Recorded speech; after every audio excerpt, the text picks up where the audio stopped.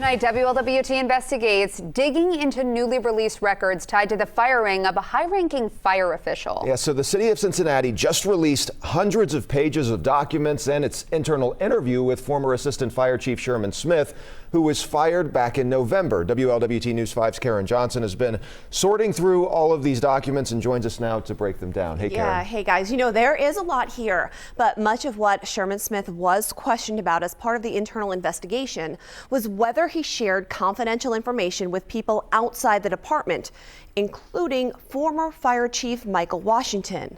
Washington was fired in 2023 and is currently suing the city for wrongful termination. For more than 3 decades, Sherman Smith wore the uniform, 31 years with the Cincinnati Fire Department, eventually becoming Assistant Fire Chief until last November when he was fired. I've completely lost confidence in the city's ability to do an unbiased investigation of something after this experience. Strong words from Smith delivered during his internal interview with the city's Deputy Human Resources Director. The interview took place in August, a month after Smith was placed on administrative leave.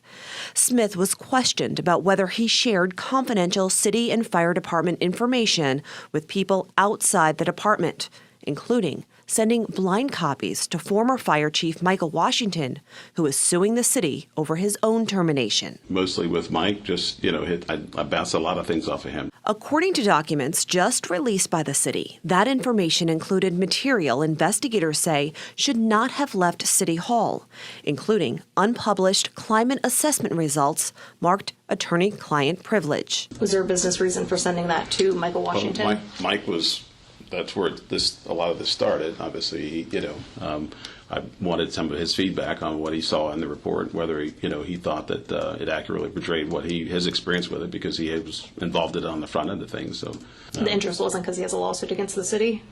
I don't know that it's related to his lawsuit, but I didn't perceive it to be a private document. Smith was also questioned about why he sent Washington documents related to an open HR investigation. Like I said, I consider Mike a professional advisor on a number of topics, and with knowledge of the fire department. Documents also show Smith sent internal records to his wife.